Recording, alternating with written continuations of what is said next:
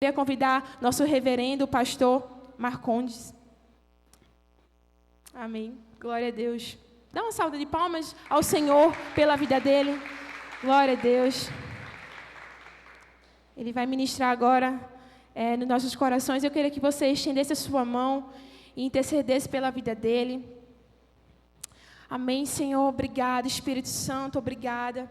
Obrigada por tudo que o Senhor tem derramado sobre nós ontem, hoje e amanhã. Nós já te agradecemos porque eu sei que o Senhor irá derramar, porque eu sei que a Tua palavra será exposta, porque eu sei que o Senhor irá encontrar aqui corações sedentos e ouvidos famintos pela Tua voz, pela Tua direção. Ah, Espírito Santo de Deus, eu quero te pedir, enche Marcondes nessa hora. Comece a trazer, Senhor, a mente do seu filho, tudo aquilo que o Senhor já liberou sobre o seu coração. Comece, Senhor, a derramar mais sobre a vida dele, para que ele possa, Senhor, derramar, para que ele possa ser esse meio, essa ponte, a qual o Senhor vai derramar e transbordar nos nossos corações nessa tarde. Obrigada, Senhor, porque ele não depende da força dele, ele não depende do conhecimento que ele tem, que é muito, por sinal, mas ele depende do teu espírito, ele depende do teu fluir, ele depende da tua voz, ele depende do teu mover, ele depende, Senhor, da tua direção, ele depende do teu falar, ele não depende dele mesmo, ele depende de ti, Senhor. E é nessa dependência que eu te peço, Senhor, nessa dependência que eu te peço, Pai, enche mais. Nós declaramos sobre a vida dele porção dobrada de autoridade, de poder, de unção, Senhor. Vem sobre a mente, vem sobre a boca. Toma ele agora por completo, para que o teu nome, só o teu, seja engrandecido. Apareça entre nós, Senhor. Tu és o rei, tu és o principal, Jesus. Que ele possa diminuir, que o Senhor possa crescer. No nome de Jesus. Amém.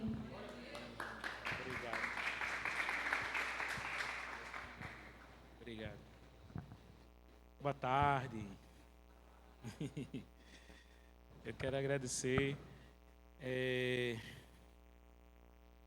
Uma alegria estar aqui com os irmãos.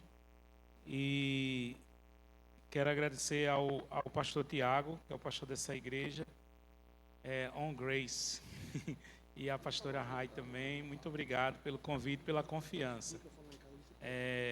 Abrir assim o lugar tão sagrado, né, tão santo, que é de alimentar suas ovelhas com a palavra de Deus, é um lugar de confiança.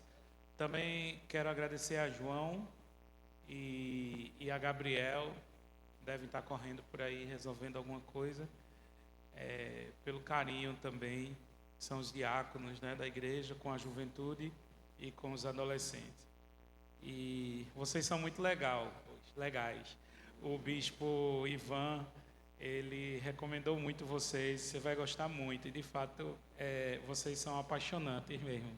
A gente se sente em casa em pouco tempo que a gente ficou ali almoçando. Parece que a gente já se conhece um tempão, né? Que a gente é uma só família em Cristo. Bem, o meu tema dentro da conferência... Obrigado mesmo, obrigado. É o tema alinhado. Ontem, depois de tratar do tema do separado, ou seja, chamado por Deus para ser dele, a gente vai tratar agora desse tema de alinhamento, ou propriamente dito, a rendição do todo nosso ser a Deus. Eu quero abrir a palavra de Deus em Romanos, capítulo 12, que vai ser o texto que a gente vai usar de base, embora eu sei que o texto da conferência é o texto de Coríntios. Aquele que está unido ao Senhor é um só espírito com Ele, que fala dessa união íntima do cristão com o Senhor. Mas, para a gente viver essa união que o texto fala, que o texto promete, é necessário a gente passar por essa experiência, porque isso aqui é uma experiência de rendição total, absoluta ao Senhor. Não existe vida espiritual profunda sem rendição total e absoluta ao Senhor. Se você apanhar todas as biografias na história da igreja, dos homens e mulheres que Deus usou poderosamente, o Senhor começou a usar eles com muita intensidade, a partir de um lugar de entrega total de suas vidas a Ele, sem reservas. Enquanto não há, e a gente não está falando aqui de salvação. A salvação, como diz em Efésios 2,8, ela é pela graça, mediante a fé. Isso não vem de vós, é dom de Deus, não vem de obras. Inclusive a obra da rendição, para que ninguém se glorie. A gente está falando de uma outra coisa aqui. A gente está falando de ser um instrumento, um vaso útil na mão do Senhor. Alguém que usou a sua vida em sua geração com significado para marcar o seu tempo. Em todas as gerações da história da igreja, alguém que viveu assim foi alguém que se entregou sem reservas ao Senhor. Sem nenhuma reserva. Você não terá tudo de Deus enquanto Deus não tiver tudo de você. Chegai-vos a Deus, diz a palavra, e Ele se chegará a vós. Nesse caso do relacionamento e da união íntima com Ele, o primeiro movimento é nosso. Na salvação, o primeiro movimento é dele. Mas nesse texto de Tiago que fala de intimidade, sou eu que me achego a Deus. E se eu me achego a Deus, Deus se achega a mim. Então a gente admira muito pessoas na história da igreja e hoje na história contemporânea. A gente diz assim, se alguém é ministra de louvor, aí diz assim, eu gostaria muito de ser, ter um ministério como a Ana Paula Valadão teve. Mas aí você vai ter que ir para o banheiro da sua casa, chegar àquele estado quase perto de depressão, de ter que escolher entre a faculdade de Direito e o chamado de Deus, e um relacionamento que o Senhor pediu para terminar, e o chamado de Deus, e ela abrir mão daquilo tudo, quando nada havia, quando não havia nisso tudo, e entregasse totalmente ao Senhor, em rendição total ao Senhor para ser usada. Abrir mão de todos os planos B, C, D.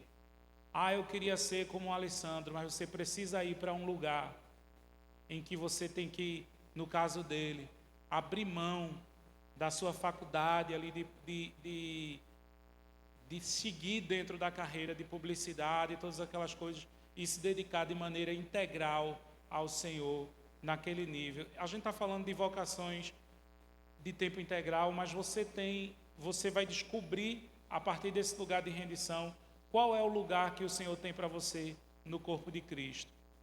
Quem já leu a biografia de Kathryn Kuhlman, que foi uma ministra de cura, lá dos anos 70, 60, quando houve o mover do Espírito Santo nas igrejas históricas, o mover carismático, ela era metodista, ela foi muito usada pelo Senhor, e muita gente gostaria de ser como Kathryn Kuhlman, porque ela nem orava por cura, e as curas começavam a acontecer no auditório, as cadeiras de roda, as muletas começavam a pipocar, Deus dava a ela a palavra de conhecimento sobre as pessoas que estavam no espaço, o Espírito Santo começava a falar.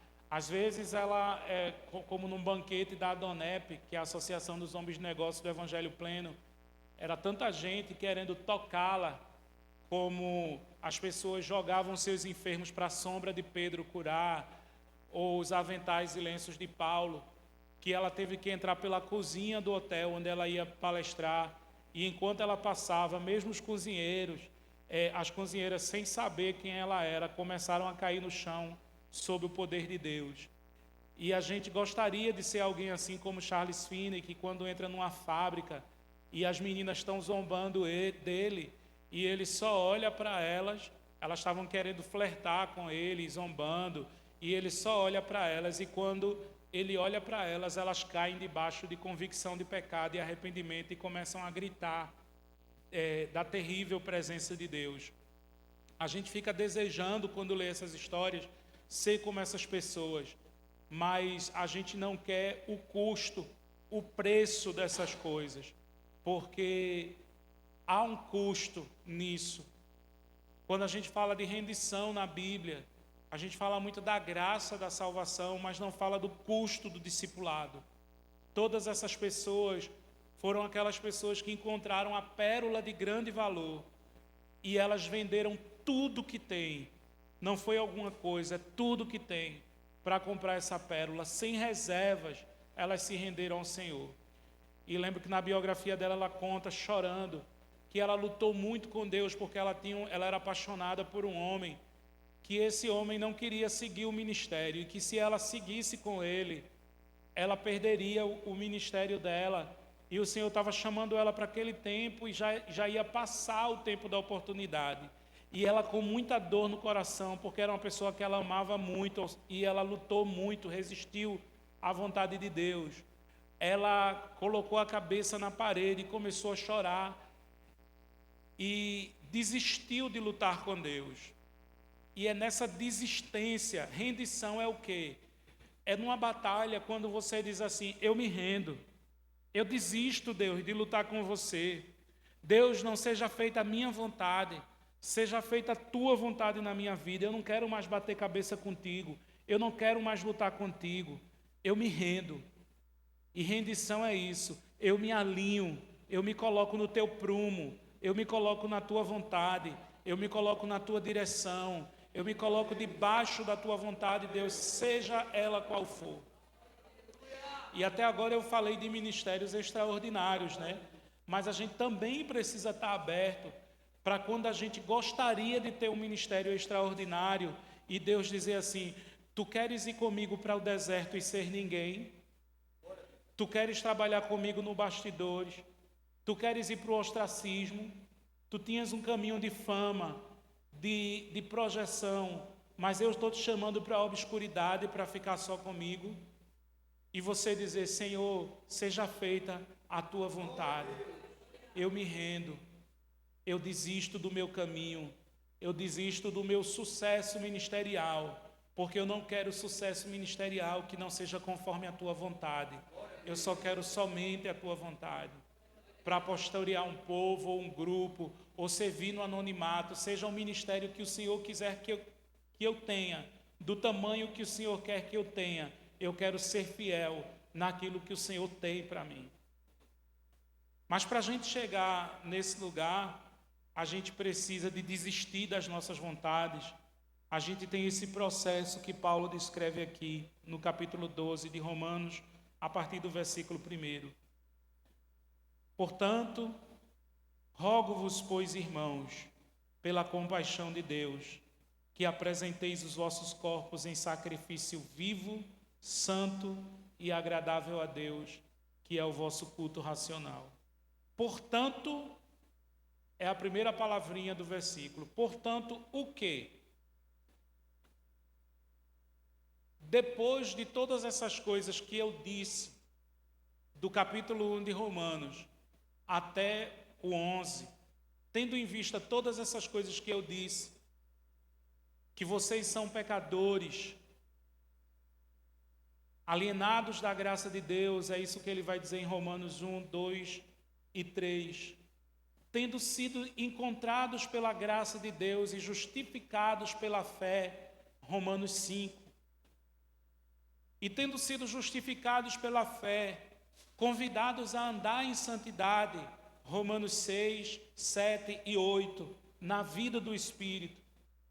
Entendendo qual lugar da vida de vocês dentro do projeto maior de Deus na redenção de todas as coisas, Romanos 9, 10 e 11, tendo em vista a revelação de todas essas coisas, que acredito que vocês viram um pouco disso, para que vocês foram separados ou chamados, tendo em vista isso, portanto, rogo-vos. Interessante que o apóstolo Paulo poderia colocar essa questão debaixo da autoridade apostólica dele e não falar com rogos. Precisava ele implorar à igreja que se rendesse, que se entregasse. Rogo-vos. Poderia dizer, isto é uma ordem. Eu não tenho que pedir a vocês. eu não tenho que rogar a vocês. É porque existe uma diferença, gente. Realmente a nossa salvação, ela é graça. Graça, totalmente graça. Mas para ir para esse lugar de se entregar totalmente ao Senhor, de retribuir o amor do Senhor por nós, numa entrega total, que é a entrega de um sacrifício vivo, isso é totalmente voluntário. Isso é uma rendição do nosso ser. E é uma escolha que a gente tem que fazer. Eu vou com o Senhor, ou eu só quero ir para o céu e pronto, ou eu vivo o propósito de Deus para mim na terra, porque tem gente que só quer ir para o céu mesmo, infelizmente. Vai lamentar muito quando chegar no céu, não ter vivido o melhor de Deus, porque não quis viver o melhor de Deus para ela. Aqui, o melhor de Deus não é prosperidade financeira, saúde, não é isso não. O melhor de Deus é viver os planos de Deus para a gente mesmo. Não existe maior alegria do que cumprir a vontade de Deus para a vida da gente. Não existe maior alegria, não existe maior satisfação em estar fazendo aquilo que o Senhor chama a gente para viver. E Ele roga por essa compaixão, por esse amor que Deus demonstra em Cristo na cruz, que apresenteis os vossos corpos num sacrifício vivo, santo e agradável a Deus, que é o vosso culto racional. Racional aqui não é racionalista, não é culto da razão, é culto do espírito, é culto do nous, é culto que não é natural, culto que não é animal, na verdade, que é o contrário do animal. É o culto espiritual. Até porque o apóstolo Paulo vai, em vários textos, trazer condenação daquilo que é vivido apenas na sabedoria do homem, na sabedoria do mundo. Ele está falando aqui de sabedoria de Deus, de sabedoria espiritual. E culto é oferta, culto é sacrifício. E antes que seja reunião de igreja, o que Deus pede de nós é a entrega de nossas vidas. O sacrifício de nossas vidas, que é um sacrifício vivo. Alguém disse assim, que um sacrifício vivo é um sacrifício que pode saltar do altar. Quando ele sente as chamas, ele pode pular fora. Então, que é o holocausto. O holocausto precisa ser preso ao altar, precisa ser amarrado ao altar inteiro, para ser consumido inteiro no fogo. E essa imagem a gente volta ali para Isaac. Quando Deus pede a Abraão Isaac, que era tudo que ele tinha. E muitos pregadores já falam isso, quem é de igreja já ouviu isso várias vezes, de como Isaac representa aquilo que nós temos. Em primeiro momento, ele é uma representação do Senhor Jesus, que sobe o Monte Moriá, ou que sobe o Monte Calvário, com o lenho nas costas, acompanhado de seu pai. Isaac é figura de Cristo. Mas assim como Deus Pai entregou o que era de mais precioso, nós somos convidados a entregar não o que temos, mas entregar tudo aquilo que somos. Claro que vai o que temos junto, mas é principalmente o que somos, a oferta de nós mesmos ao Senhor, a rendição de nós mesmos ao Senhor. Tem o hino da harpa, ele é gigante, e ele conta essa história de Abraão. E tem uma parte que eu não entendia muito bem ela, eu só vim entender quando eu fui estudar a teologia wesleyana de santidade, o movimento de santidade wesleyana. Porque John Wesley dizia assim, a verdadeira santidade é o amor, porque o amor cumpre a lei. Os 10 mandamentos, os 5 primeiros mandamentos, é sobre amar a Deus sobre todas as coisas. Os 5 últimos mandamentos é sobre amar o próximo. E ninguém é capaz de cumprir a lei por si mesmo, sem que receba um batismo de amor.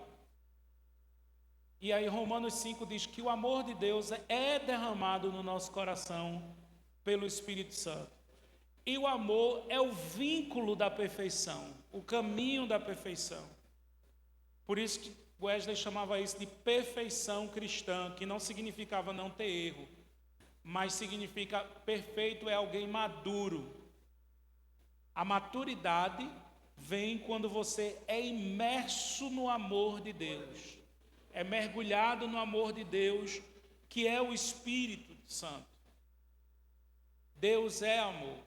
Santo Agostinho dizia que da relação entre o amado e o amante, não amante no sentido negativo que a gente tem, o amante é o pai que ama o amado, o filho.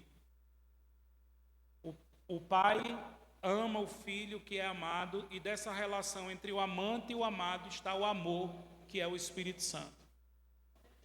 Quando a gente recebe esse batismo, aí a gente encontra o caminho, o vínculo da perfeição,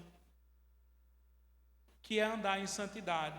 Porque quem ama não adultera, quem ama não mente, quem ama não rouba, quem ama não tome o nome do Senhor em vão, quem ama descansa, quem ama honra pai e mãe, quem ama não furta, quem ama não cobiça, quem ama, quem está mergulhado no amor. E eu não sei se vocês já tiveram essa experiência, né? Eu digo como o apóstolo Paulo em Filipenses, eu não julgo que haja alcançado, mas eu corro para o alvo, de estar tão cheio do Espírito Santo, tão cheio do Espírito Santo, que qualquer coisa é muito linda para você. Você ama todo mundo, você ama tudo, você ama o capim, você fica olhando o capim, você fica olhando as pedras, você ama tudo, você anda nessa atmosfera da presença e você olha cada pessoa com amor, com amor. Tudo que sai de você é amor. Porque o Espírito Santo, ser cheio do Espírito é ser alguém controlado pelo Espírito, dominado pelo Espírito. Mas você não pode ser controlado pelo Espírito, dominado pelo Espírito, se você não se render ao Espírito. Efésios 5, 18. Não vos embriagueis com vinho onde há contenda, mas deixem-se, a NVI diz, deixem-se encher pelo Espírito. Ou enchei-vos do Espírito, porque é um sentido que a gente sofre a ação, mas a gente não sofre essa ação do Espírito sem que se a gente não permitir, se a gente não se abrir, se a gente não se render. É necessário que a gente desista das coisas velhas, das nossas próprias vontades, que haja menos de nós para que haja mais dele. Menos de mim, mais, enquanto houver mais de mim, menos dele. E quanto houver menos de mim, mais dele vai existir em mim. E Deus quer nos levar para esse lugar. O Espírito Santo, nessa conferência, está nos atraindo para esse lugar. Para aqueles que não são do Senhor, uma palavra como essa é cheiro de morte. Mas para aqueles que já conhecem o Senhor, ela é cheiro de vida. Atrai a gente para querer mais. Quem já sentiu um gostinho da presença de Deus, quer mais. Mas se você quiser mais, é necessário entregar mais. É necessário entregar mais, se render mais. E isso é uma coisa do coração, uma circuncisão do coração. E aí o hino diz assim: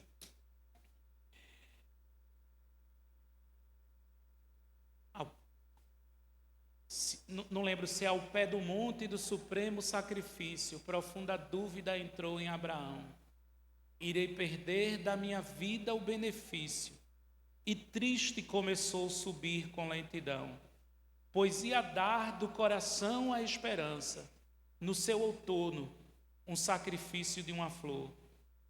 Assim levou o seu cordeiro à matança, no monte do Senhor.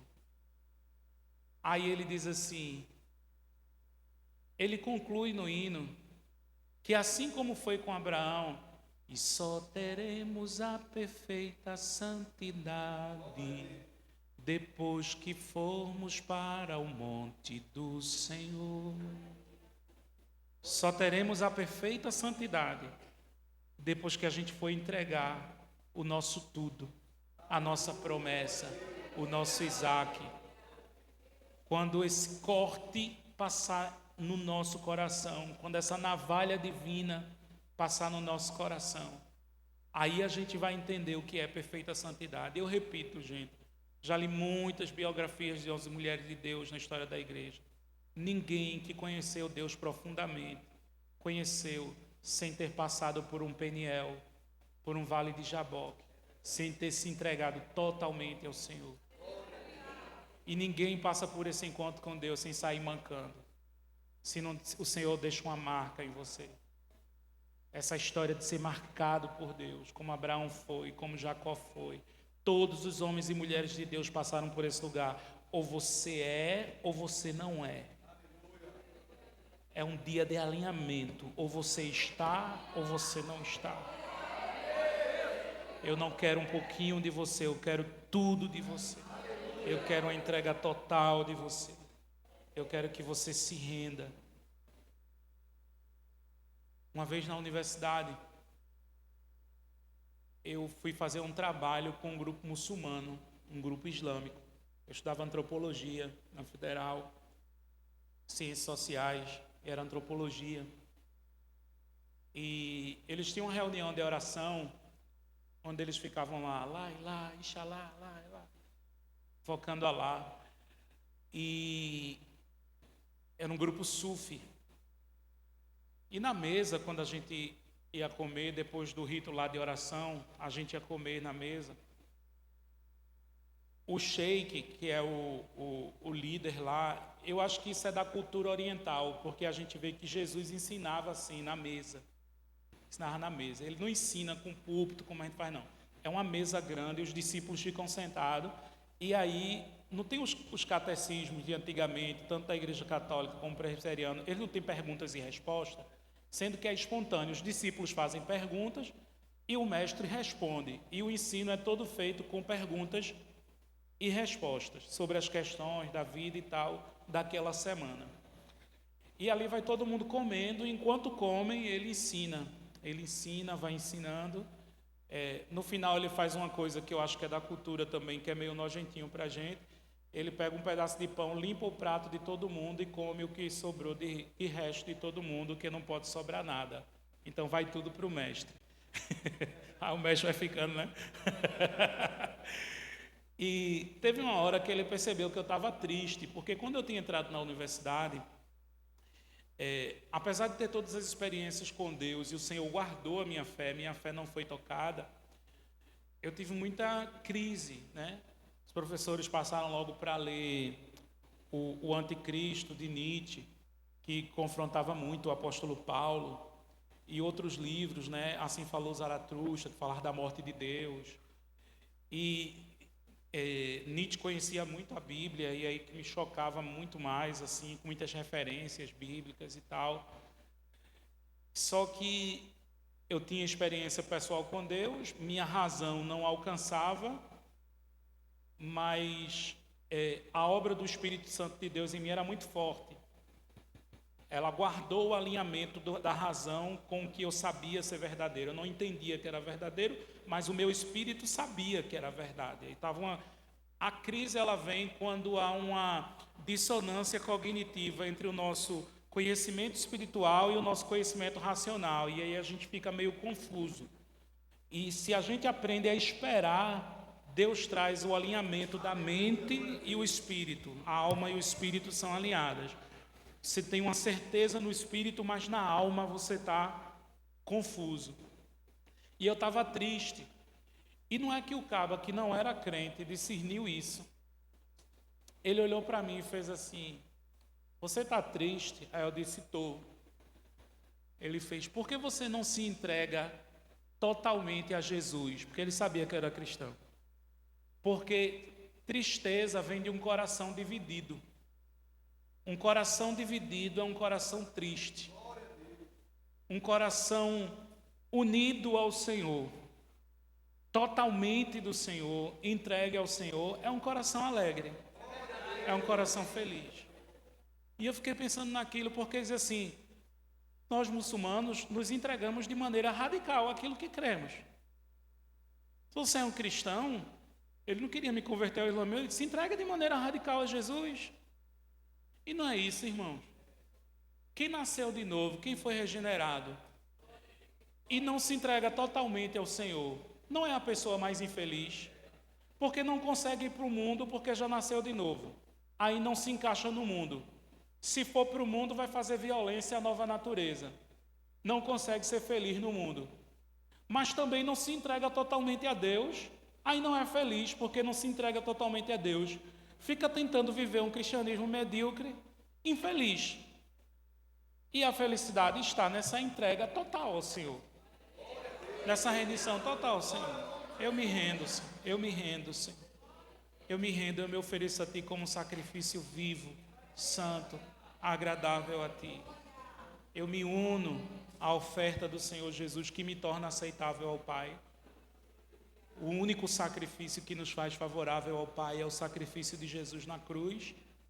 Mas eu unido ao Senhor, eu estou me unindo ao Senhor, a comunhão do seu sofrimento, a conformação na sua morte, como diz em Filipenses 3, para o conhecer.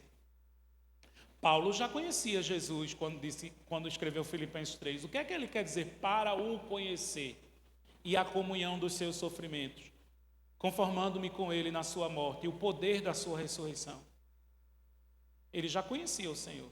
Conhecer ali é o mesmo sentido que a Bíblia diz que e Adão conheceu Eva. Não é saber sobre alguém, é ter intimidade com alguém, é conhecer na intimidade. Por isso que Thaís vai falar sobre isso, que assim como Adão conheceu Eva, assim como o homem conhece uma mulher, e não há intimidade sacramental, sinal visível mais íntimo do que a união entre o homem e a mulher. É uma intimidade que eu sei que o povo banaliza na promiscuidade no mundo, mas Deus projetou para que fosse a união de duas pessoas, e é uma coisa muito íntima mesmo. Assim, aí Paulo usa a mesma figura. Assim, aquele que se une ao Senhor é um só espírito com Ele. É um com Ele. Ele é o noivo.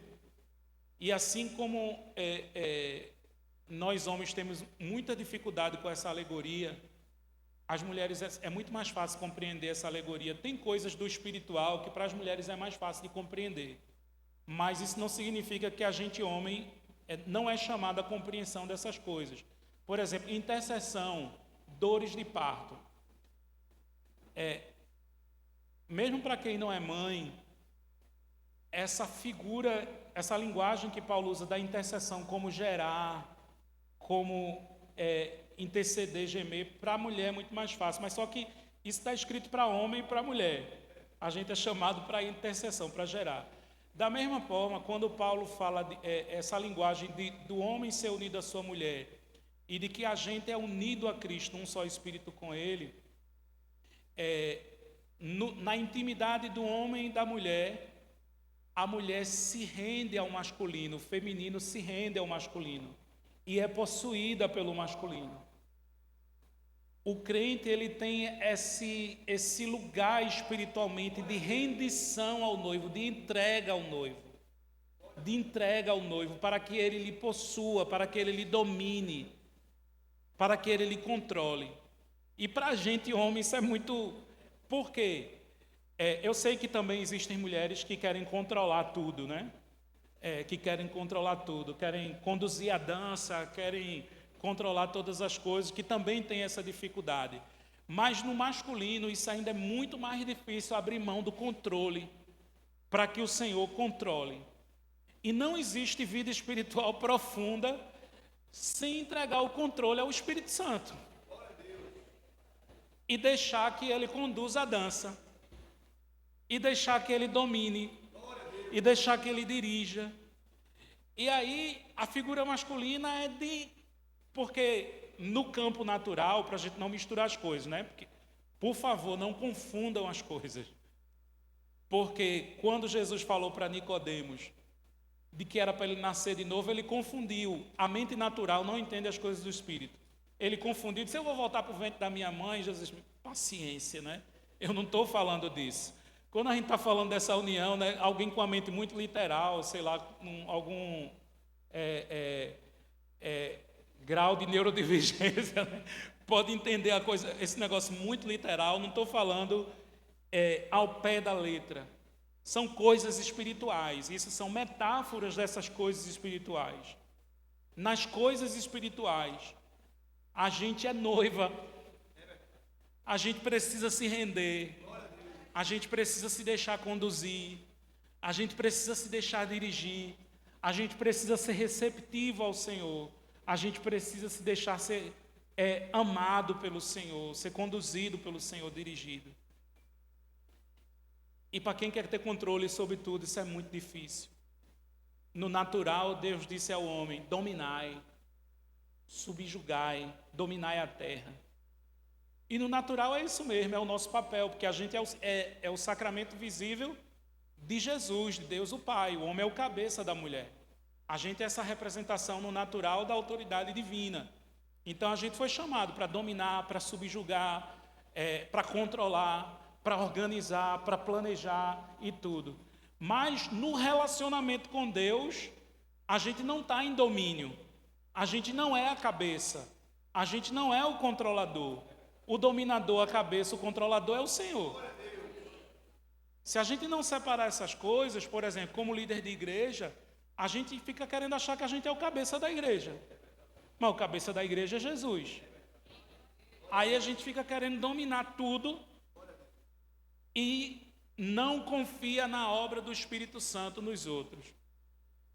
Irmã Lídia disse que o Espírito Santo, dia desse, repreendeu ela, não sei quanto tempo já. Se você quer ser fiscal da minha obra, disse que ela estava querendo fiscalizar a obra dele nos outros. Eu sei trabalhar, eu sei fazer, não preciso que ninguém fique olhando o que eu estou fazendo e fiscalizando o que eu estou fazendo, não, que eu sei o que eu estou fazendo. Que a gente quer ter controle, a gente quer eliminar todos os riscos. E com Deus não tem como a gente eliminar todos os riscos, a gente tem que correr risco mesmo. A gente tem que correr o risco. E a fé é esse caminhar sem saber para onde vai, que Abraão vai, deixando-se ser conduzido com Deus, mas ele crê que ainda que ele tivesse oferecido Isaque em sacrifício, aquele que prometeu: em ti serão benditas todas as famílias da terra, era capaz de ressuscitar Isaque. Como é que se dá esse caminho? O versículo 2 diz: e não vos conformeis com esse mundo, mas transformai-vos pela renovação do vosso entendimento, para que experimenteis qual seja a boa, agradável e perfeita vontade de Deus. Ninguém pode servir a dois senhores. Você vai amar um e você vai aborrecer o outro. É tarde de alinhamento. Não dá para ficar lá em cá, nessa infelicidade. Não existe campo neutro no mundo espiritual. Ou você está sendo transformado na semelhança de Jesus, ou você está se conformando com o mundo. Ou você está se conformando com o mundo. Não vos conformeis com esse mundo, não tomem a forma do mundo, porque não há lugar neutro. Ou a gente está rendido a um, ou a gente está rendido a outro. E esse outro é o nosso ego, somos nós mesmos, no trono do nosso coração, dominando tudo. E isso é mundo, isso é mundanismo. Sou eu, é o meu ego, é a maneira de pensar do mundo. É primeiro você, segundo você, terceiro você. Isso é ego, domínio, mundo, é a mentalidade do mundo. Não entre na forma do mundo, mas sejam transformados pela renovação do vosso entendimento, para que experimenteis qual seja a boa, perfeita e agradável vontade de Deus. E o primeiro passo é essa rendição, mas o segundo passo na manutenção dessa rendição, primeiro passo, rendição, segundo passo, manutenção da rendição, é diária. É diária. O discipulado de Jesus é assim: quem quiser, quem quer também, quem quiser vir após mim, negue-se a si mesmo. Dia a dia, tome a sua cruz e siga-me. A gente sabe que esse sacrifício vivo quer pular do altar, a gente se rende agora, quando terminar, mais tarde a gente já quer sair do altar. A gente tem que tomar a cruz todo dia. Dia a dia, dia a dia, é rendição diária.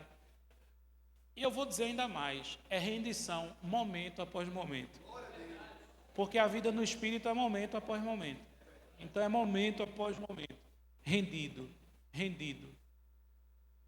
Quando eu era adolescente, eu aprendi um conceito da Cruzada Estudantil e Profissional para Cristo, do Bill Bright, que é como ser cheio do Espírito e como andar no Espírito. Eles tinham uns livretos, conceitos transferíveis, como ser cheio do Espírito e como andar no Espírito.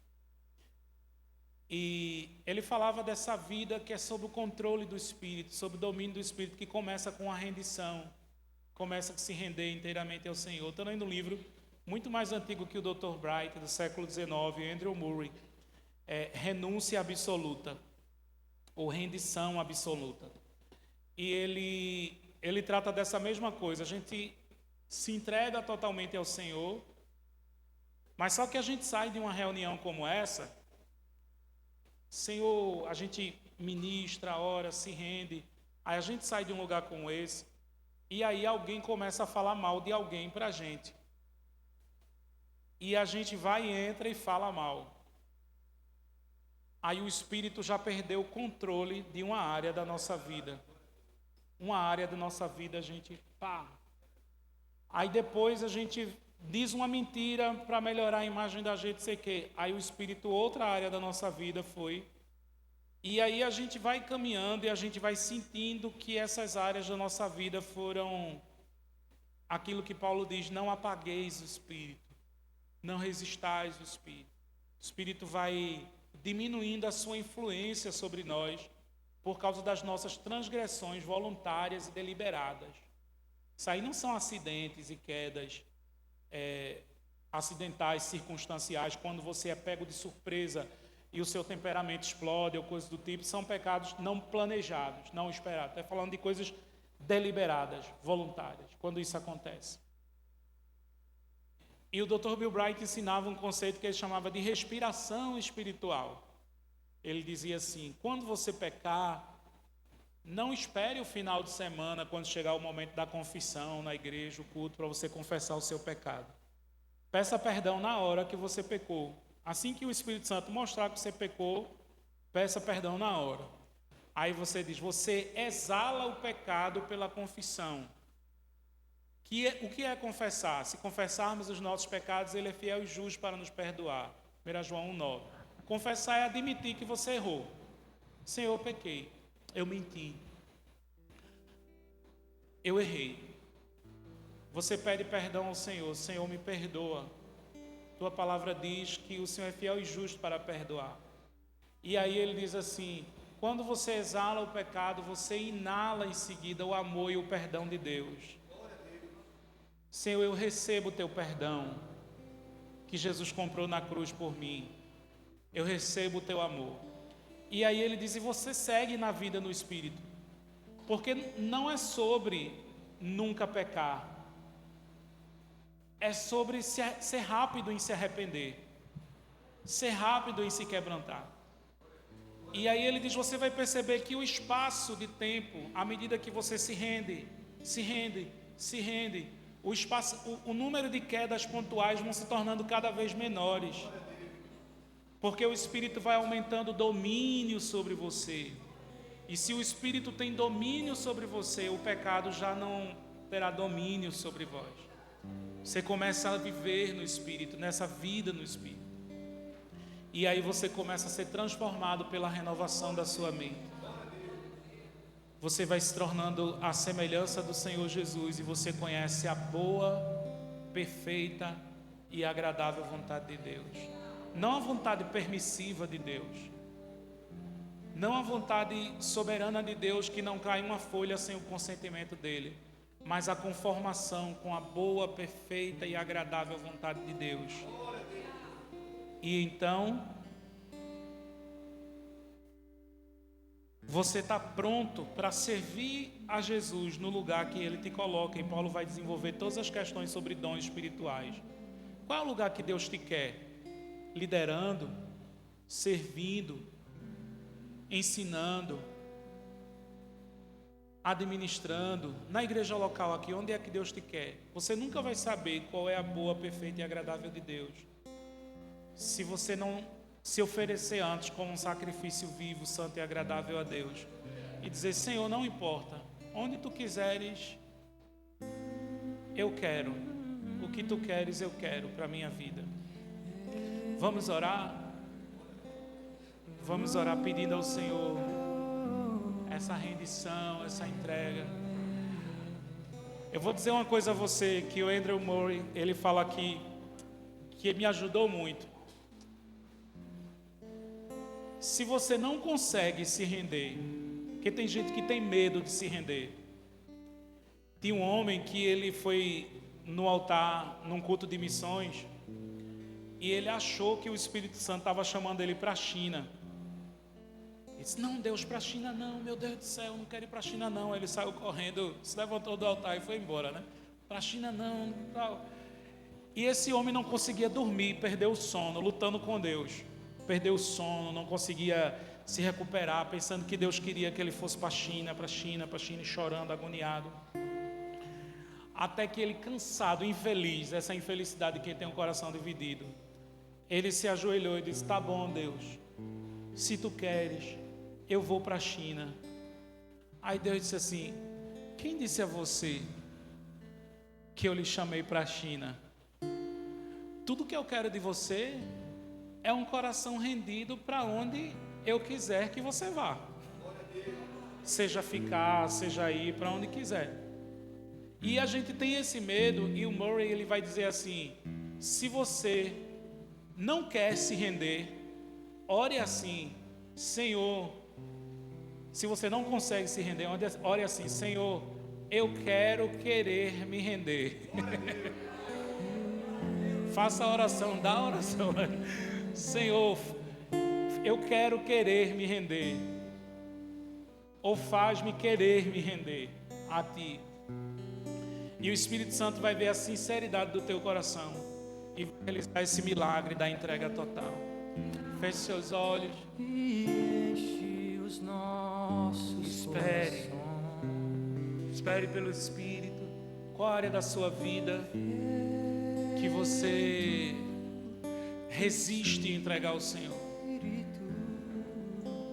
São seus filhos são do Senhor. E se Deus não quiser que tua filha ou teu filho seja aquilo que você planejou que eles fossem, se Deus quiser que eles sejam outra coisa que o Senhor quer, é o teu trabalho, é a tua fonte de renda, é a igreja, é o ministério. O que é um ídolo no teu coração? O que é uma fortaleza de idolatria?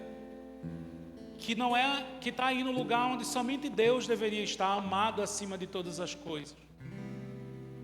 Entrega ao Senhor. Pai,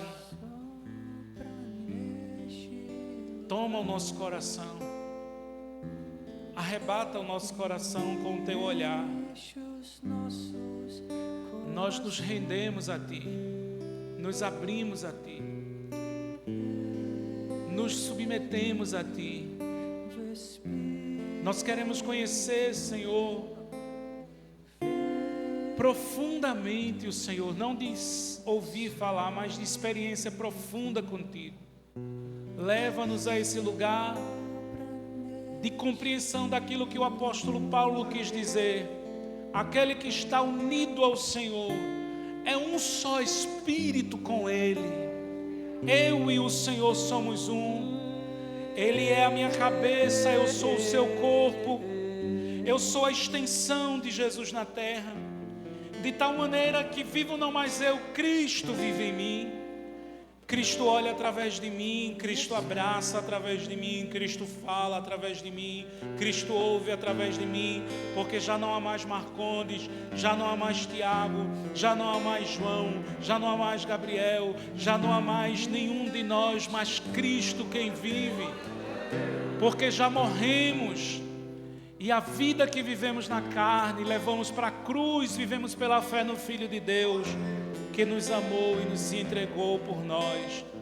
E nós amamos o Senhor, nos entregando de volta a Ele. Recebe a rendição do nosso coração essa tarde, no nome de Jesus. Amém. lugar e enche os nossos corações. Vamos cantar vento, vento do Espírito, vento do Espírito, sopra neste lugar e enche os nossos corações. Mais uma vez, vento, vento do Espírito, vento do Espírito, sopra neste lugar e enche os nossos corações.